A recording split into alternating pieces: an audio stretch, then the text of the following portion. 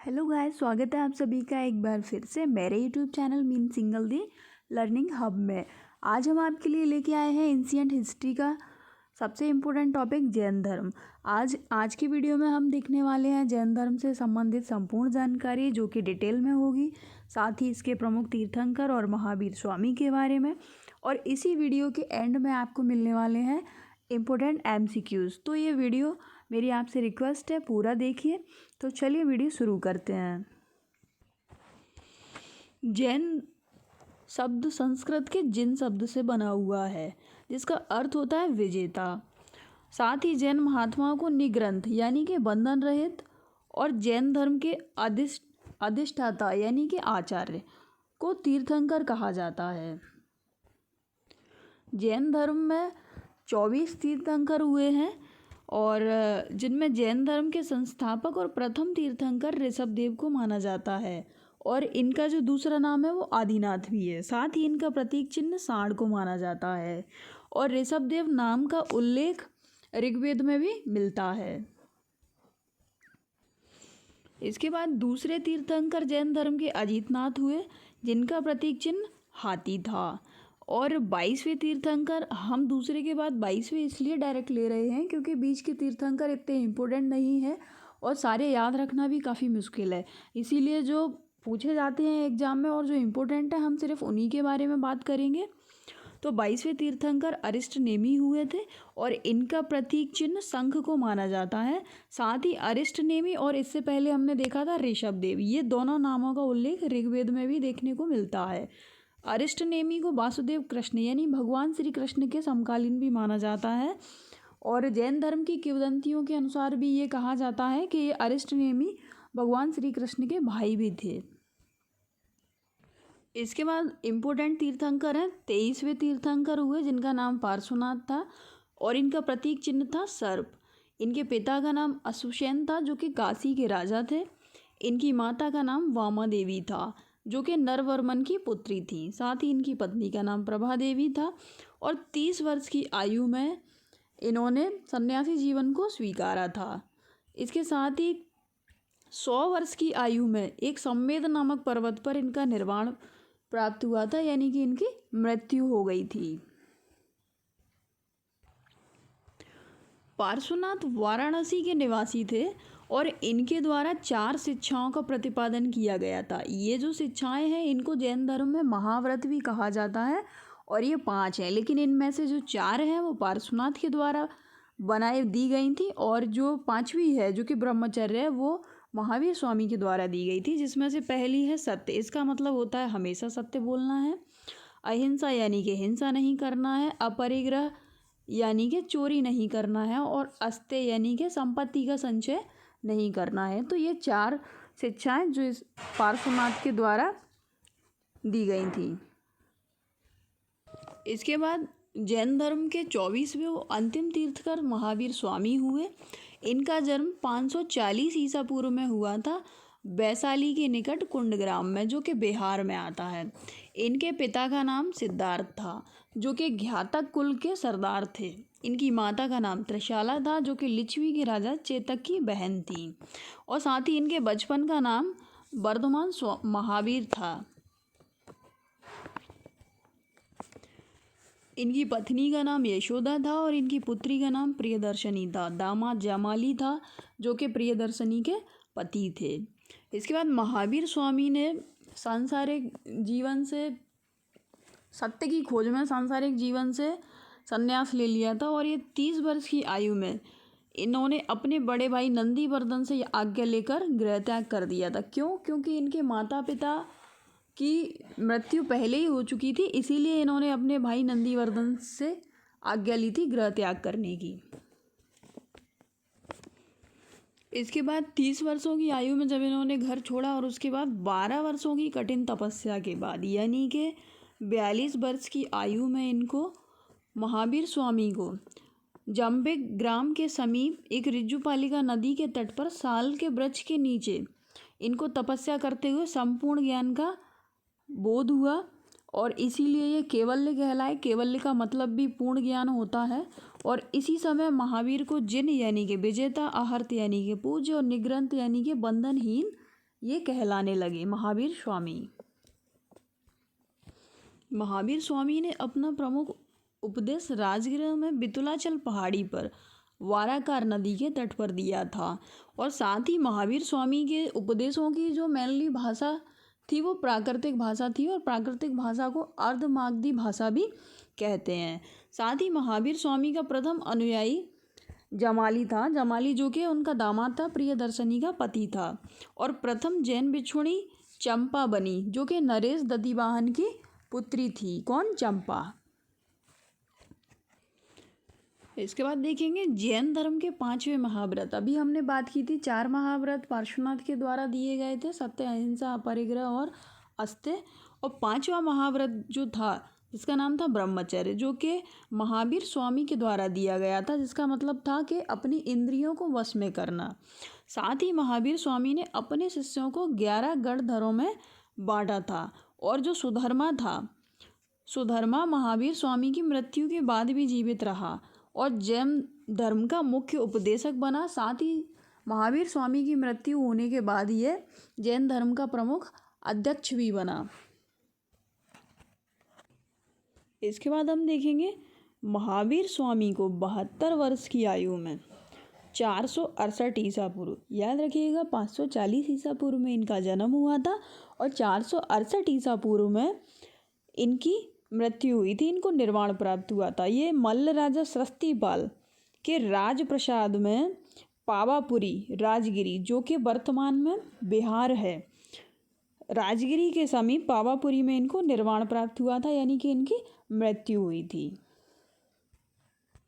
जैन धर्म के 3 त्रिरत्न भी माने जाते हैं, जिनको जैन धर्म का जौहर भी कहा जाता है। और ये तीनों रत्न हैं, पहला है सम्यक दर्शन, दूसरा सम्यक ज्ञान और तीसरा है सम्यक आचरण। ये तीनों जैन धर्म के त्रिरत्न हैं। इसके बाद जैन धर्म में 2 जैन संगतियाँ भी हुई, जिसमें से जो पहली जैन संगति थी वो 300 ईसा पूर्व में हुई और ये पाटलिपुत्र में हुई थी। इसके अध्यक्ष थे स्थूलभद्र। और इस जैन संगति का परिणाम ये हुआ कि जैन धर्म था वो 2 संप्रदाय श्वेतांबर और दिगंबर में विभाजित हो गया। द्वितीय जैन संगति 6ठी शताब्दी में हुई थी और ये वल्लभी गुजरात में हुई थी। इसके अध्यक्ष थे देवर्षि क्षमा श्रवण। और इसका परिणाम ये हुआ कि जो जैन धर्म के बिखरे ग्रंथ थे उनका संकलन और क्रम अनुसार संधारण किया गया। इसके बाद जैन धर्म में ईश्वर की मान्यता नहीं थी, बल्कि ईश्वर की जगह जैन धर्म में आत्मा को मान्यता दी गई थी। साथ ही महावीर स्वामी पुनर्जन्म और कर्म करने में विश्वास करते थे। मौर्य उत्तर युग में जैन धर्म मथुरा में, मतलब कि जैन धर्म का प्रसिद्ध केंद्र था मथुरा, और जो मथुरा कला है वो भी जैन धर्म से ही संबंधित है।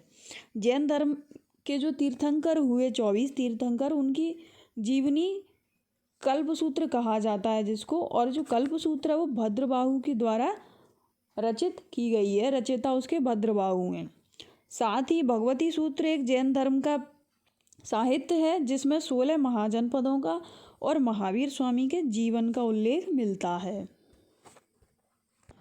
आगे हम देखेंगे प्रथम जैन संगति हुई थी उसके बाद लगभग 300 ईसा पूर्व में मगध में 12 वर्षों का भीषण अकाल पड़ गया, जिसके कारण क्या हुआ कि भद्रबाहु अपने शिष्यों को लेकर कर्नाटक चले गए और कुछ शिष्य जो थे वो स्थूलभद्र के साथ मगध में ही रुक गए, जिससे भद्रबाहु के वापस लौटने पर मगध के जो साधु थे, अनुयायी थे, उनका गहरा मतभेद हो गया दोनों में। किस में? स्थूलभद्र के साथ जो गए थे उनमें, भद्रबाहु के साथ जो गए थे उनमें, और स्थूलभद्र के साथ जो रुक गए थे मगध, उन दोनों में। तो जिसके फलस्वरूप क्या हुआ, जैन धर्म था वो जैन धर्म 2 संप्रदाय श्वेतांबर और दिगंबर में बट गया। स्थूलभद्र के शिष्य श्वेतांबर कहलाए जो कि सफ़ेद वस्त्र धारण करते हैं, और भद्रबाहु के शिष्य दिगंबर कहलाए जो कि नग्न रहते हैं। और दिगंबर जो कहलाए वो काफ़ी कट्टर जैन धर्मी होते हैं, उनके बहुत सारे नियम होते हैं। वीडियो थोड़ा सा लंबा हो सकता है क्योंकि हमने इसमें एमसीक्यूज़ को भी इंक्लूड किया है। तो चलिए फिर एमसीक्यूज़ देख लेते हैं।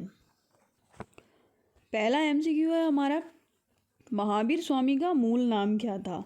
तो महावीर स्वामी का मूल नाम था वर्धमान, जो कि इनके बचपन का नाम था वर्धमान महावीर। अगला प्रश्न है हमारा, जियो और जीने दो कथन किसने कहा था। तो जियो और जीने दो कथन महावीर स्वामी के द्वारा दिया गया था। तो इसका राइट आंसर होगा महावीर स्वामी। अगला एमसीक्यू है हमारा, केवल्य का अर्थ क्या होता है।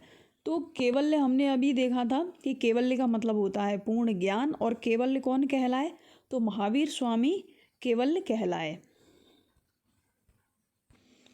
इसके बाद नेक्स्ट क्वेश्चन है हमारा, आजीवक संप्रदाय के संस्थापक कौन थे। तो इसका राइट आंसर होगा आजीवक संप्रदाय के संस्थापक मक्खली पुत्र गौसाल थे, जो कि महावीर स्वामी के शिष्य भी रहे हैं। नेक्स्ट क्वेश्चन है हमारा, महावीर स्वामी के प्रथम शिष्य कौन हुए। तो बात अगर प्रथम शिष्य की जाएगी तो इसका राइट आंसर होगा जमाली। जमाली जो कि प्रियदर्शनी के पति थे और महावीर स्वामी के दामाद थे, और साथ ही इनके ये प्रथम शिष्य भी हुए जमाली। इसके बाद अगला क्वेश्चन है हमारा, निम्न में से कौन सा स्थल पार्श्वनाथ से संबंधित होने के कारण जैन सिद्ध क्षेत्र माना जाता है। तो इसका राइट आंसर होगा सम्मेद शिखर। सम्मेद पर्वत पर पार्श्वनाथ को महान निर्वाण प्राप्त हुआ था, यानी कि मृत्यु प्राप्त हुई थी, ये हमने अभी देखा था। तो हमारा राइट आंसर होगा सम्मेद शिखर। अगला प्रश्न है हमारा, प्रथम जैन संगति का आयोजन कहाँ हुआ था। तो जैन धर्म में 2 ही जैन संगति हुई थी, जिसमें से प्रथम जैन संगति का आयोजन पाटलिपुत्र में हुआ था और दूसरी जैन संगति का आयोजन वल्लभी में हुआ था। तो हमारा राइट आंसर होगा इसका पाटलिपुत्र। अगला प्रश्न है हमारा, जैन साहित्य का संकलन किस भाषा में है। तो जैन साहित्य का संकलन मेनली जो मिलता है वो प्राकृतिक भाषा में मिलता है, जिसको अग्धमागधी भाषा भी कहा जाता है। और जो जैन धर्म थे वो संस्कृत भाषा का उन्होंने काफ़ी विरोध किया था, वो संस्कृत भाषा का उपयोग नहीं करते थे। लेकिन एक अपवाद भी है इसमें, जो कल्पसूत्र है, जो कि अभी हमने देखा था एमसीक्यू में भी, और वैसे भी जो कल्पसूत्र भद्रबाहु के द्वारा लिखा गया है वो संस्कृत भाषा में था। लेकिन तो इसका राइट आंसर होगा प्राकृत। इसके बाद अगला प्रश्न है हमारा, ऋग्वेद में किन 2 जैन तीर्थंकरों का उल्लेख मिलता है। तो ये हमने अभी भी थोड़ी देर पहले ही देखा था कि ऋग्वेद में जो 2 तीर्थंकर हैं, एक है ऋषभदेव, दूसरे अरिष्टनेमी, इन दोनों का उल्लेख मिलता है ऋग्वेद में। तो हमारा राइट आंसर हो जाएगा ये ऋषभदेव और अरिष्टनेमी। अगला प्रश्न है हमारा, महावीर की मृत्यु के बाद जैन संघ का अगला अध्यक्ष कौन हुआ। तो महावीर की मृत्यु के बाद जस्ट अगला अध्यक्ष हुआ वो सुधर्मा हुआ, जो कि एक महान उपदेशक भी हुआ, और 11 गणधर जो बनाए थे महावीर स्वामी ने, उनमें से एक था कौन, सुधर्मा। अगला प्रश्न है हमारा, जैन ग्रंथ कल्पसूत्र, इसको हम अभी थोड़ी देर पहले डिस्कस कर चुके हैं कि कल्पसूत्र के रचयिता कौन थे। तो कल्पसूत्र संस्कृत भाषा में लिखा गया है और इसके रचयिता थे भद्रबाहु। तो गाइस, ये था हमारा जैन धर्म से रिलेटेड वीडियो, जो कि थोड़ा सा लंबा हो गया क्योंकि इसमें बहुत सारी चीज़ें मैंने मेंशन की हैं। और अगर ये वीडियो आपको पसंद आया हो तो इस वीडियो को लाइक कीजिए, साथ ही कमेंट कीजिए और इस वीडियो को शेयर भी कीजिए। And thanks for watching. Thank you so much.